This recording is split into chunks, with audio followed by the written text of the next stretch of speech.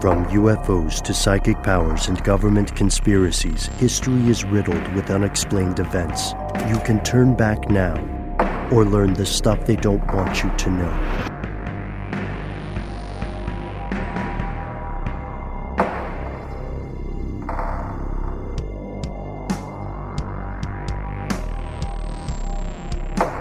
Welcome back to the show. My name is Matt. My name is Noel. They call me Ben. We are joined with our super producer, Paul, Mission Control Deck, and most importantly, you are here, and that makes this Stuff They Don't Want You to Know, Enough About Us, Part 2. Yeah. And this is one of those Part 2s where you do not have to immediately stop and listen to Part 1 if you want. We can give you the quick and dirty gist right now.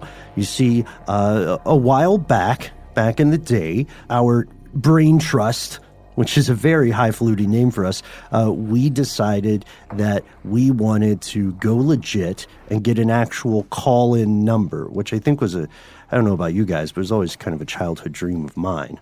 Yeah, I mean, we're doing the call-in show. It's just not live. And it was definitely a dream of mine to do a live call-in show. Yeah, we'll get there one day, man. Well, it's tough in the podcast space, as they like to call it, because, we record these weeks out, so we'd have to let people know when we're recording, and then they'd have to sync up.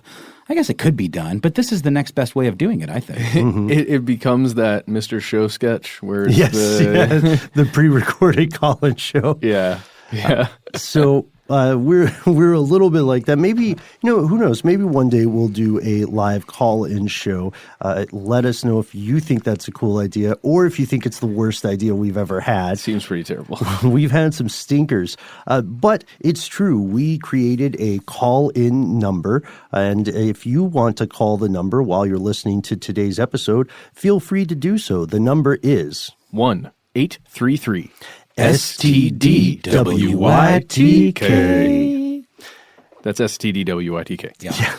And so as we often say, the best part of this show is you and your fellow listeners. We give that a lot of lip service, but as we said in our previous episode, we like to put our money where our mouths are. Yep, mouths are. Our collective mouth. Our collective mouth, yeah. The dastardly mouths are. The mouth czar? I like that. I like not to be confused with the nasal emperor, right? Oh, gross. It always seems, this is so unrelated, you guys, but a long time ago, one of my friends made an observation, at least in U.S. politics. They said whenever someone is appointed the czar of something in the U.S., because remember, we used to be just rife with czars, overflowing with people who were czars of things. They told me that was always a sign the policy was sinking and they were looking for a scapegoat. Oh. And I don't want to ruin the illusion by Googling this and finding several successful czars, which I'm sure are out there, at least in the U.S. sense. And then maybe not so much in Russia. I also like successful czar. Successful czar. So what we would like to do today is continue responding to some of these excellent and, candidly, some of these very strange messages that you and your fellow listeners have left for us. Like the following. Guys, listen, I need you to investigate why China keeps sending people random packages from Amazon. I don't know. I know you guys are on Reddit. I know you noticed it. They keep sending people random packages for no reason. And it seems like what Reddit says is that they're doing it so they boost their numbers and get verified on Amazon. I saw a post on Reddit the other day where a guy got nipple covers, guys. A guy got nipple covers randomly sent to him from China with no explanation. We need to investigate. It's a conspiracy. Thank you. Just so everyone knows, that was an anonymous call. It sounds like my friend Brad, but I don't think it is. You can neither confirm nor deny that is Brad. I don't think it is, but it sounded like somebody doing a Brad impression doing an impression of somebody else. So you can neither Brad firm nor Brad deny that, right? Correct. So, yeah, I also wondered if it was someone who was playing with their voice a little bit. Yeah. But this is a really interesting topic. It's something that I was not aware of. Were you guys aware of this beforehand? I honestly thought it was a joke. I did too. Yeah. And, the guy took a bit of a joking tone. Yes. So, and also the whole nipple covers thing. It was an emotional roller coaster. Very much so. And, the scientific term for nipple covers, I believe, is pasties. Right, yes. right. And we should endeavor to cleave closely to the realm of science, especially in the world of nipple coverings. Mm-hmm. So, yeah, that was one of my favorite lines in that message as well, because at first he said, they're mailing nipple covers to this guy. And I thought, well, let him do what he wants. As though the conspiracy were specifically nipple cover centric. Right. But instead, it's that he was not asking for these, which I think is a totally different realm. And as it turns out, a lot of other people, a lot, and we'll get into that in a second, have been receiving things that they did not ask for. Everything from nipple covers to shredded newspaper and cardboard pieces toilet paper or hair scrunchies. In one particular case that we found in an article from Forbes by Wade Shepard titled "Americans are receiving unordered parcels from Chinese e-criminals and can't do anything to stop them."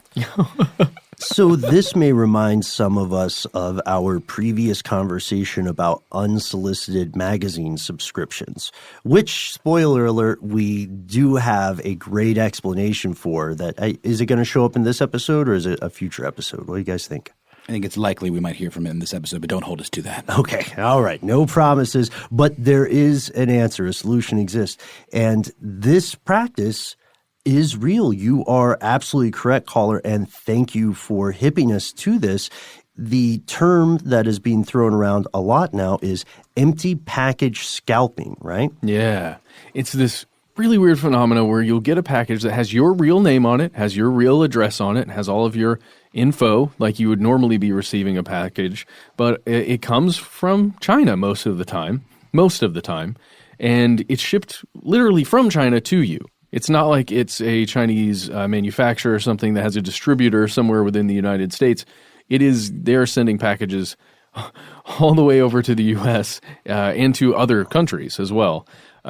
It's very odd, and it has something to do with the personal information, specifically addresses and names of people being either leaked to or taken by some of these more unscrupulous e-commerce companies. There's a couple of loopholey elements to this story. First and foremost, I think, that's not first and foremost. They're equally ranked and equally strange. The United States Postal Service actually gives the Chinese a subsidized postal rate, which allows them to ship these packages and not have to worry so much about eating the cost. And there's a reason they're shipping these packages that I would argue is more nefarious than giving the Chinese people a bit of a free ride, as an article also by Wade Shepard on Forbes refers to this practice as. Chinese businesses, just to be clear, right? Yes, that's correct. Yeah. Excuse me. Not like everyone in not China. everybody. It's a bundled thing that businesses have access to, right?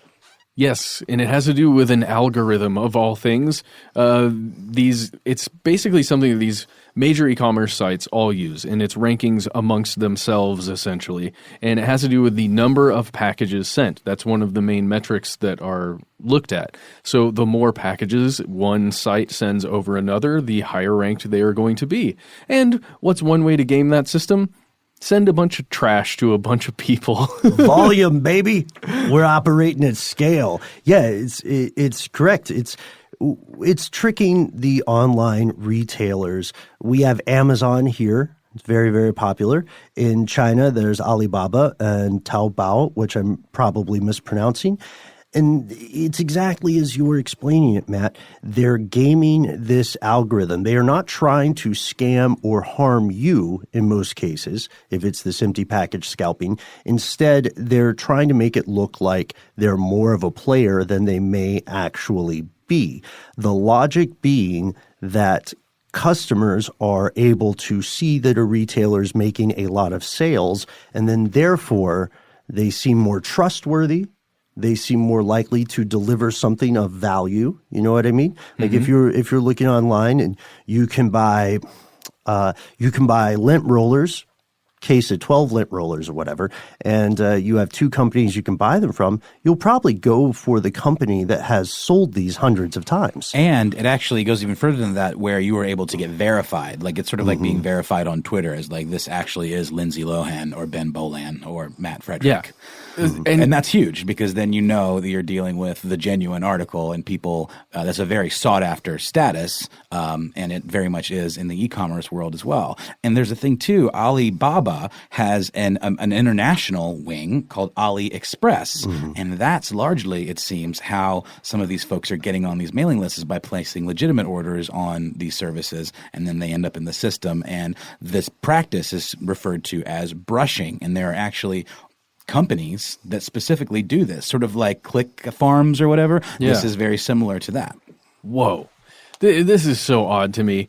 Okay, let's jump to that article again from Forbes where they're specifically talking about brushing and this tactic. And they state here that there was a team of researchers from, College of William and Mary. That's right. And they were tracking sales of over 4,000 sellers. And all of these sellers were using this brushing method, or at least some of them, I guess. And they were noticing that people using this method were able to raise their rankings, this is a quote here, up to 10 times faster than they could via legitimate means, which, unless it's illegal, then I don't see why these companies would not do this. And here's the thing. It is illegal in China, and also it's illegal in the United States. But since the shipment is happening internationally from China to the United States, it would require like extraditing these organizations to the United States to prosecute them under U.S. law. Yeah. And I guess once it leaves the Chinese jurisdiction, they don't have any control over it anymore. Well, agreed. Check this out. Let's imagine, Ben, that you received one of these packages. It's just love mail. It's just got extra bubble packaging inside of it. That's it. That's all great. it's got. Do you go to some authority, to the police, to the State Department? Do you go like, guys, I got this package full of nothing, and it's really important, and I need you to wrap me up in some legal thing, and take time out of my life to do this? But surely that's the thing though. Like you could complain about a shipment that was wrong if you actually made the shipment to AliExpress or whatever. But if you weren't a customer at all, you don't even have a recourse to complain about a thing that you didn't order, right? Well, here's another aspect. The Chinese brushers, for lack of a better phrase, are also impersonating the people who are supposed to be receiving these packages in some situations, and they're impersonating them not to dox them, not to steal their credit card or financial information. They're impersonating them purely to leave reviews for these products. And in the case of Heaven McGeehan from Pennsylvania, who was shipped the scrunchies, I believe, the reviews that were written under her profile have nothing to do with scrunchies. They're reviewing something else, the thing they want to be known for being good purveyors of. Wow. Okay. So is this a conspiracy? I mean, I think it is. And here's the thing. This is why it's probably not going to change unless somebody really, really points it out. Say like, I don't know, a prominent conspiracy podcast. I'm just joking. Do you mean like the Joe Rogan experience? Yeah. Like if Joe Rogan talks about it, maybe. Joe, come on, get on this. Check this out. Remember that William and Mary study from 2015 that tracked over 4,000 people? They found that there's not much of a risk at all to the actual sellers, like the smaller sellers that are doing this. They found that only 89 out of the 4,000 plus sellers were actually penalized in any way. It's like 2.2%. Yeah. So it's not going to change. This is just an easy way to do it. You take the risk and you raise your ranking so you can make legitimate sales. And then there are a couple of other different forms of this. First, I completely agree it's a conspiracy. It's a textbook definition. People are cooperating in secret to pull the wool over some other group's eyes. Some of the brushing just involves bots. It's automated. Some of it will hinge more on hiring people, like we said earlier, like a bot farm, hiring people to buy these products and then leave reviews. And then the other one, the one we've been talking about, hacking otherwise legitimate accounts. It's a very strange hustle. And as long as no one's being hurt, it's clearly fraud. Yeah. But they're not shipping anthrax. They're not stealing people's It's weird because they're stealing their identities in many cases, but they're not stealing their money. But aren't some of these online retailers in China kind of notorious for having counterfeit products as well? Yeah. Oh, yeah. So wouldn't you think that maybe some of the company or the sellers that are trying to up their status might, through illegal means, might also be conducting business illegally in the first place? We cannot prove or deny that right now at this moment.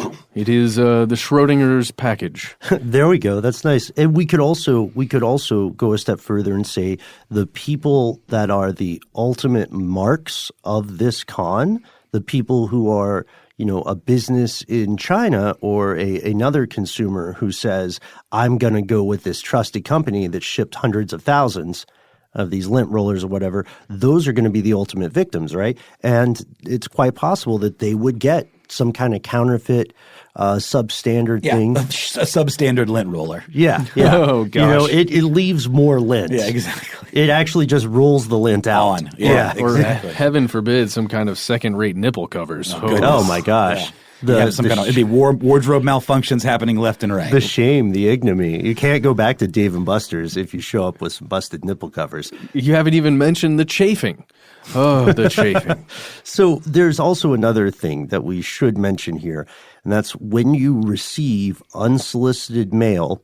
Of course, as you said, Matt, most people aren't going to take the time out of their day to go back to the post office and say, this is not my case of scrunchies. How dare you? My address is not to be trifled with.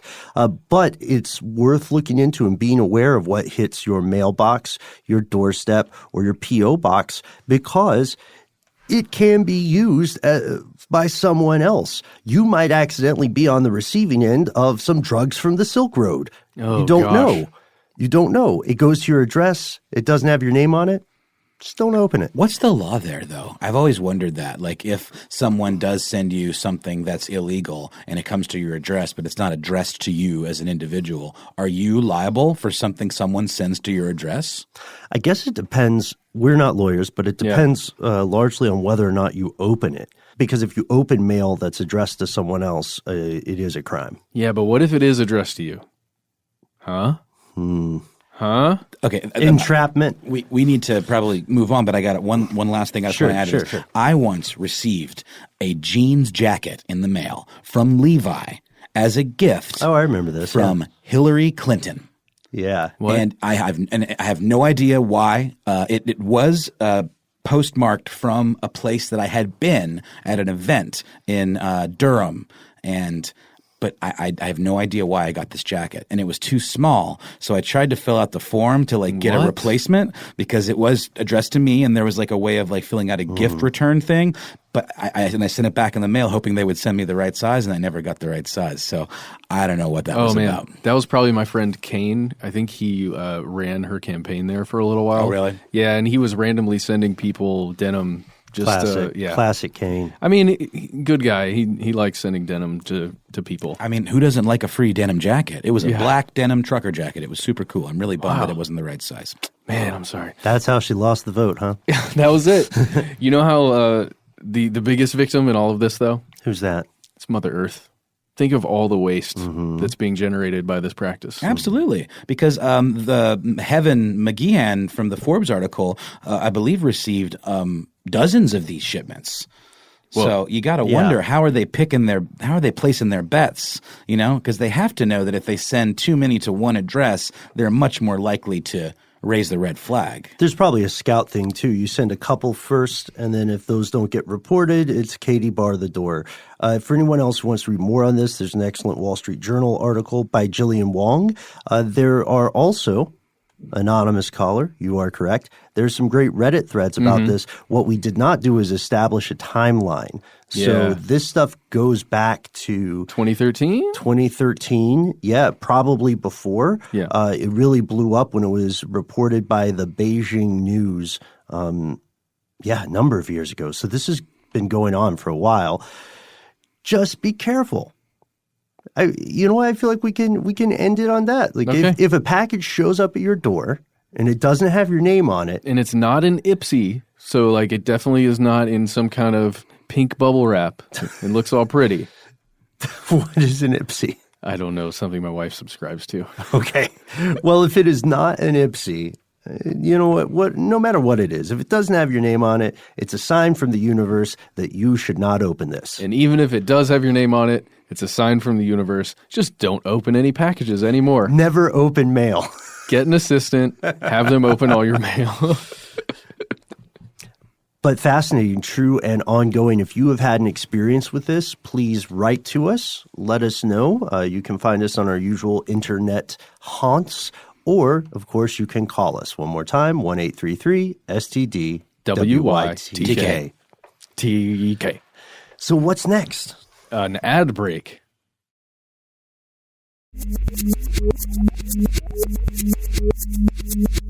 All right, we're back. Should we listen to another message? Oh, yes, let's. This one comes from another anonymous source. Hi, Ben, Matt, and Noel. I'm calling to tell you a little bit about my job and kind of a weird thing that I've noticed. So currently I live in the European Union, and the EU has, over the last year, gotten new legal EU data protection policies. Now, I work for a company called IDG, that's International Data Group, and basically what we do is we call contacts off of our massive database and tell them about it's basically like market research and lead generation. So like if we have a client like Dell, we'll call a bunch of IT people and say, hey, Bob, here's some stuff from Dell. You want to answer a couple of really creepy, I promise they're not like probing questions? And, so that's what I do basically. The reason for my call is that the other day I realized that there's a little loophole within our company that basically, because of data protection, we're not allowed to enter anyone onto our database unless we've actually spoken to them and gotten their permission, except for in the case that if we can find that information online, then we can add it to our database. So we actually add a lot of people to our database who have never spoken to us, who don't know who we are, and, you could not want to be there, but we will go out and find you, and it's actually kind of creepy and shady. But I was just wondering if you guys could do an episode on the new EU data protection laws, because honestly, like everybody thinks that they're really, ironclad, but they're actually not. And your data is still not as safe as people think it is. But that's all. Love the show, and thanks for listening. Bye, guys. Okay, well, that's unsettling. So perhaps the call you just heard sounded a little odd, but that was Paul's fault. Yep. That was all Paul. And thank you, Paul, by the way. And thank you, Paul. So this is a huge concern. We know that in the years leading up to this new data privacy law, that a lot of people were very bully on this. They thought this was the next natural step to protect individuals against the huge vacuum cleaner approach that businesses and governments use when it comes to your personal information, right? So it is distressing to hear that maybe this new law is not all it's cracked up to be, but honestly, is anyone surprised? Yeah, not I. Surprise and outrage are different things, though, right? Yes. I guess we can all be upset that these practices continue to happen. We've known that this kind of thing, this vacuum approach to data mining, to literally just pulling anything and everything that is available from varying sources, it's been happening for years. And we know that some companies who collect a bunch of data just through the use of some platform that they have, some app, some website, a search, perhaps a large search browser. Perhaps something that lets you use an Omnibox. Yeah. For free, with the only catch being that they keep every keystroke you type. Yeah. Something like that. We know that they've been collecting and sometimes selling that data to third parties, and who knows what that third party is going to do with it. And even through lawsuits and everything, those take a lot of time. So our information really isn't safe anywhere. And that is illustrated by something that happened recently. Yeah, I mean, it's sort of what happens when a big giant company that's used to doing business as usual is met with a new set of regulations, and then they kind of have to do a bit of a U-turn, whether it means finding some of the loopholes, like our caller was talking about, or whether it means that they kind of keep going the normal course until someone flags them and they kind of figure things out as they go. That seems to kind of be the case with a certain company called Google, who were fined $57 million under the new European data privacy law, which, among other things, is supposed to require companies to get consent, as the caller said her company is technically required to do, and also provide individuals with copies of their personal data, which does seem revolutionary given what we know about the way Facebook has kept these files on people and all of that and the whole stink that came up around that practice. And they're supposed to be able to report any breaches of data within 72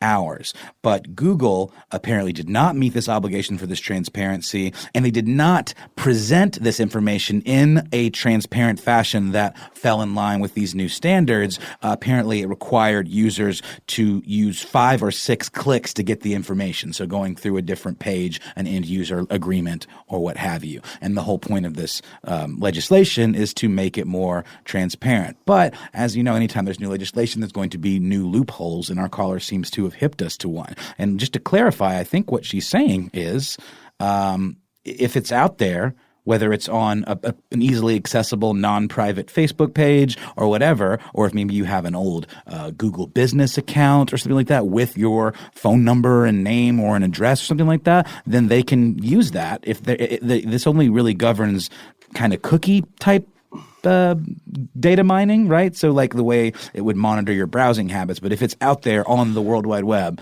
able to be accessed by anybody, then it's fair game. I think that's what she's saying. Yeah, and who knows how much of that information has been placed online somewhere, even if it's in a dark web corner, not necessarily dark web, the deep web. Yeah. Just sitting there somewhere and it gets accessed in one way or another. 3 things. 3 huge, crazy, disturbing things in reverse order, in no particular order of importance, ascending or descending. But first, the problem with calling some stuff public and some stuff private is that those are goalposts that can move. They are mutable.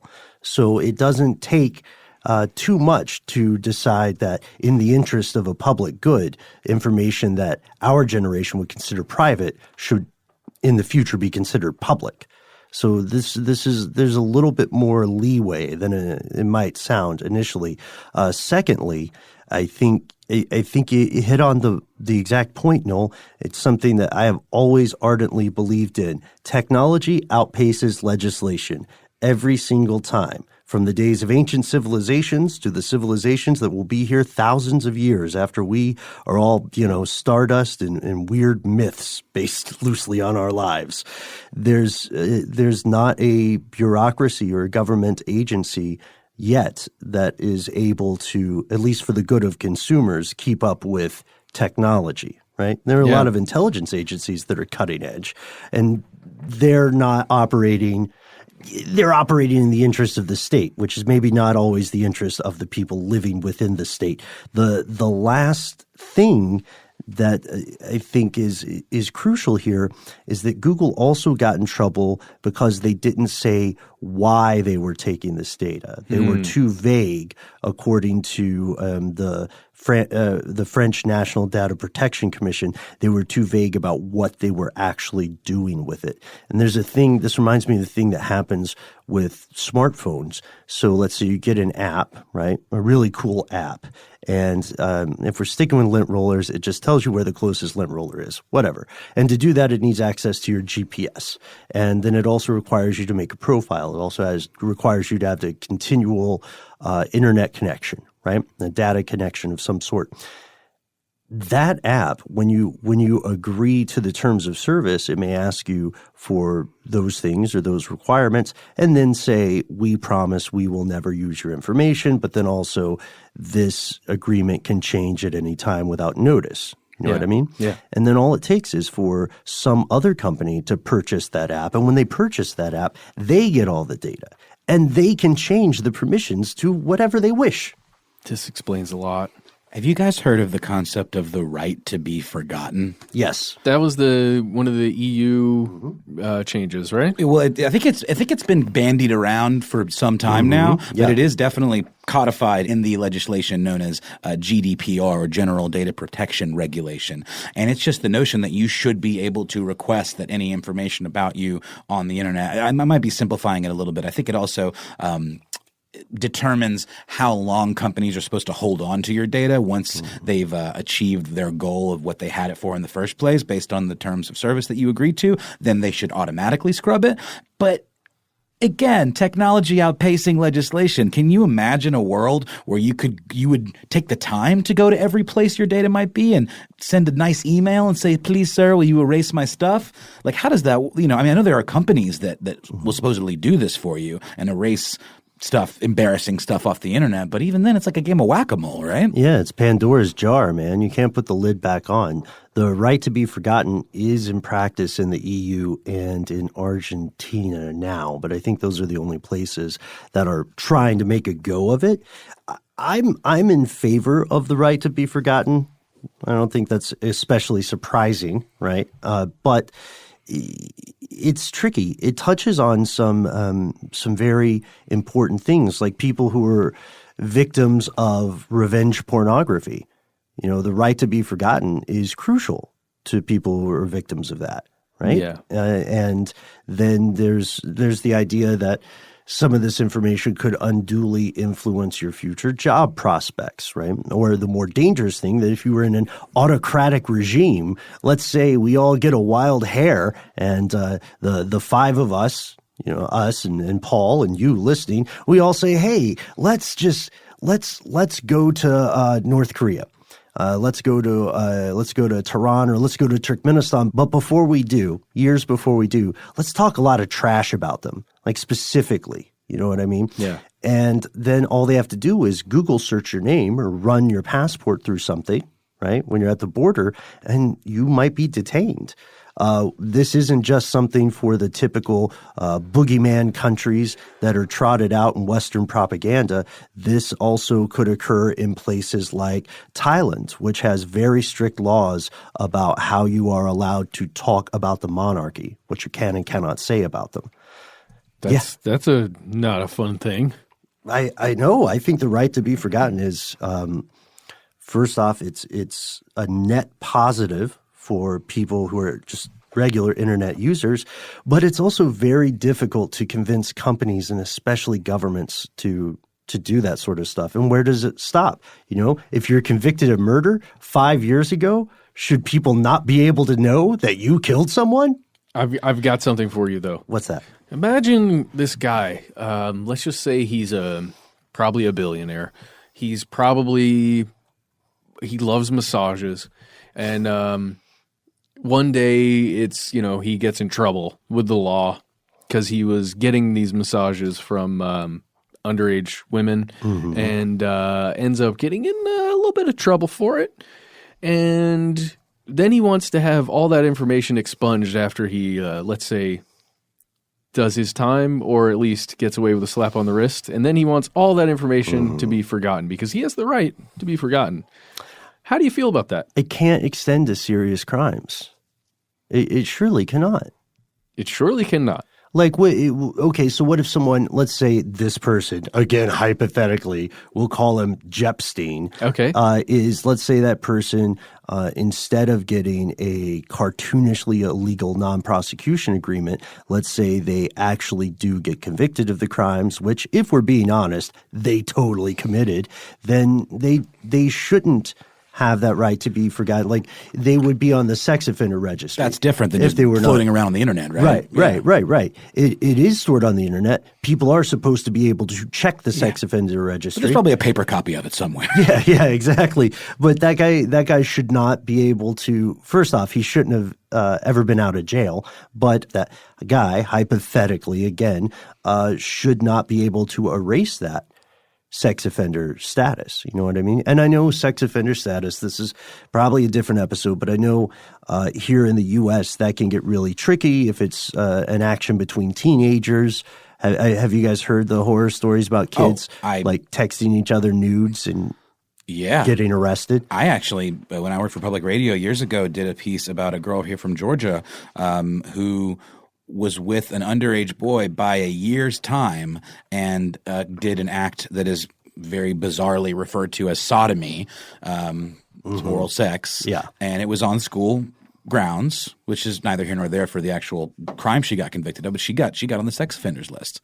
And she was like 16 and he was 15 or 14 or something like that. And I think at the time that was the age of – no, it must have been 17. Isn't that the age of consent in Georgia, 17?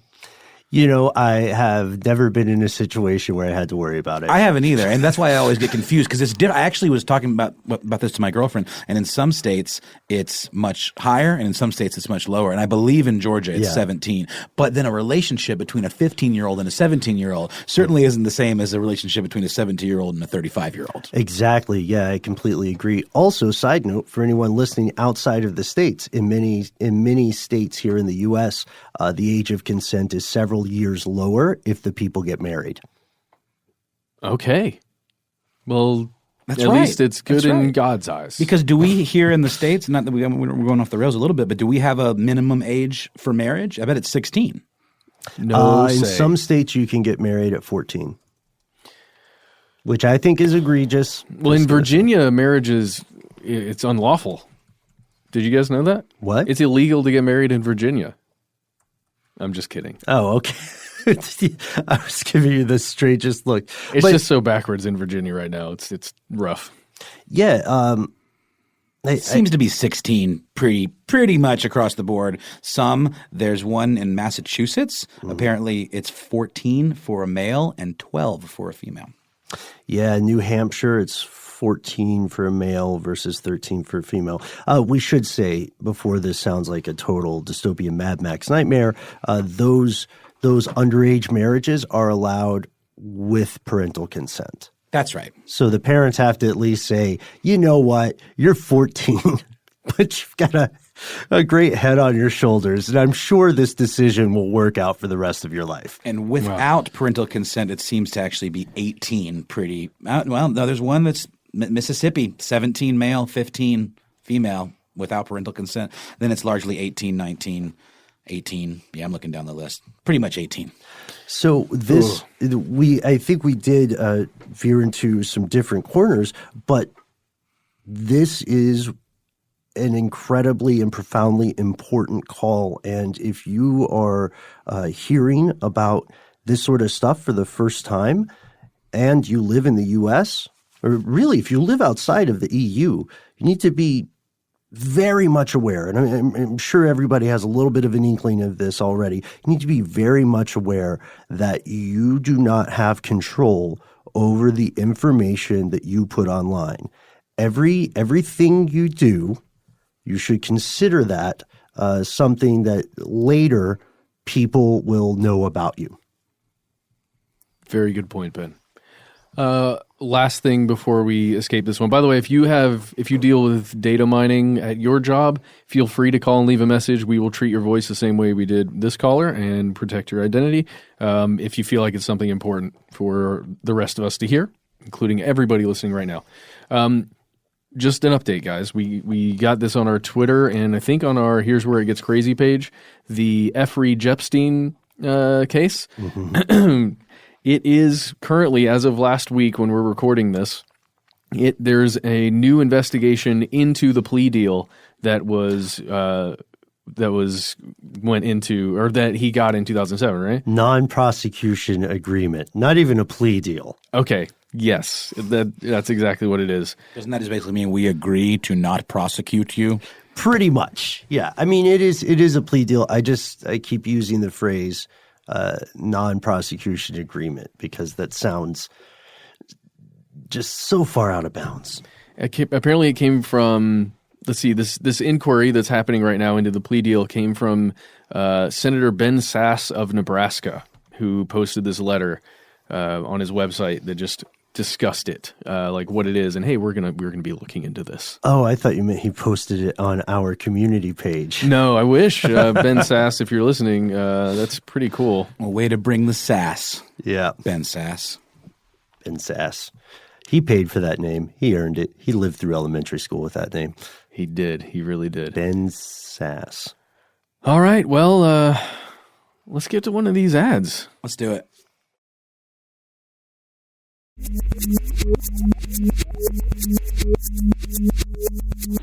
Hello, my name is Anthony. I'm from Philadelphia, and I have something I don't want anyone to know. I failed to lift the toilet last night when I urinated. No, actually, that's not what I'm talking about. I believe, all right, guys, I'm going to come clean. I put two and two together. I believe, all right, here it comes. David Blaine, he's a magician. He's fantastic. I love that man. Besides that, he's able to hold his breath for more than 18 minutes. It is physically impossible to do that. Your body matter will begin to do very bad things. I believe that he has attained this world record from using some type of serum from the naked mole rat. The naked mole rat is able to hold his breath for up to 19 minutes underground during a collapse. A fascinating creature, completely naked. Anyway, I think there's something to this, but I don't want it to affect Mr. Blaine's career. But I think he does not want us to know this. Please look into this. Excuse me. Bye-bye. First of all, shame on you for your toilet habits. Any female or male, okay, I'm going to come clean. I have something I don't want you to know. I pee sitting down. Every time? Occasionally. Sometimes I just want to take a minute, read an article. You're on your phone. Maybe I only have to pee. Understood. Have you had your break today? Sometimes my break is taking a pee. But at night, with the lights off, I would fall in. Oh, yeah? I would fall in, like in that Curb Your Enthusiasm You don't have a episode. toilet light? No. Wait, I'm what? about to change your world. Are you serious? Yeah, I've got a really cool, it's like a light that clips in. I go for electric blue because I think it's a classy look. It fits inside your toilet bowl. Is it like ground effects for your toilet, kind of? Looks like the bottom of those bird scooters. I got a static one because when I'm in a late night scenario, I don't want to get spooked. I don't want to introduce new variables into the equation. Okay. So I've got, you know what? I know what you guys are getting for stocking stuffers, and I bet you will forget by the time this year draws to a close. That sounds pricey, Ben, but I'll take it. Nothing like potty swag. Yes, Potty Swag, the new sponsor of Stuff They Don't Want You to Know. So first, you are correct, sir. David Blaine, as of at least 2008, does have the world record for longest time spent holding his breath. It was 17 minutes and 4 seconds. Allegedly holding his breath. Allegedly. We don't know if he was doping with that naked mole rat serum. Naked mole rats are a real creature. They can survive 18 minutes without oxygen. They're also very, very different in comparison to most mammals. Yeah, it's true. There's an article on NPR. Researchers find yet another reason why naked mole rats are just weird. And a researcher by the name of Thomas Park, he's a neuroscientist at the University of Illinois in Chicago, says that they've evolved under such a different environment that it's like studying an animal from another planet. That environment being deep underground, I imagine. Yeah, they live in ant-like social structures. They have a dominant breeder. They also have very slow metabolism, so they live for a very, very long time. And they are no slouch when it comes to fighting cancer. So, sir, if your supposition is correct, if David Blaine is doping with naked mole rat-derived serum to hold his breath for, frankly, superhuman amounts of time, what else has he gained from the mole rats? So what if David Blaine was, in fact, bitten by a naked a radioactive one, right? Yes, radioactive. Like from Fallout. Exactly. Those are the pesky critters. They're quite large, and they come at you, and you can usually just stomp on them. But some of them are the irradiated ones will mess you up. I will further postulate: has anyone seen Mr. David Blaine pierce his own arm with a metal poker, a spike? Was that on one of his specials? It was, where he's doing it for Will Smith and his family and Kanye West and all these people, like putting it through his hand or his arm or something. And then he pulls it out and there's no wound there. It's just gone. I think perhaps he's taken an octopus serum. So we can regenerate. Blaine, it's like an evil Dr. Doolittle. Mainly gets his magic abilities from animal juice. Which checks potions. out. Potions, guys. Oh, potions, but then potions have a limited duration, right? Some of them do. Some of them will infect your entire character sheet. Have you seen the one where he pukes up frogs? Oh, yeah. That one's pretty cool. Ooh. I think he's just managed to kind of like train his body in weird ways. Sure. And the thing too, I guess with the world record, they check and make sure you're not wearing some kind of device. I mean, but then again, how strict do you think the oversight for the Guinness World Records actually is? They would at least need to measure the oxygen levels in his blood. Yeah. One would assume. Yeah. And then make sure that the seals on whatever device is keeping him from unconsciously breathing work. But if you enter a meditative state, you can go quite a long time appearing not to breathe at all, like those people who freeze very quickly and appear to be dead and then just can kind of get jumped like a car battery. Yeah, the White Walkers. Yeah, I know those guys. So I think this is fascinating, and I can't believe we did 2 episodes on real life superpowers. We didn't mention David Blaine. We also didn't mention Harry Houdini, who we could consider sort of a predecessor of Blaine, right? Absolutely. Or the David Blaine 2.0, Chris Angel. How dare you? He's more like a poor man's David Blaine. Combined with like Izzy Stradlin, was he in Motley Crue? Our next episode is going to have an incredibly furious call from Chris Angel. All I know is I stepped into somewhere when I was in Las Vegas one time when I was much younger. I just walked into some theater somehow, and it happened to be a Chris Angel show that was at like a bar setting, and it was fantastic. How old do you think he is? Oh, he's well into his 200s. His human age is 51. You can't be that good at illusions, Michael, if you're a young person. If you're less than 150, right? That's the entry.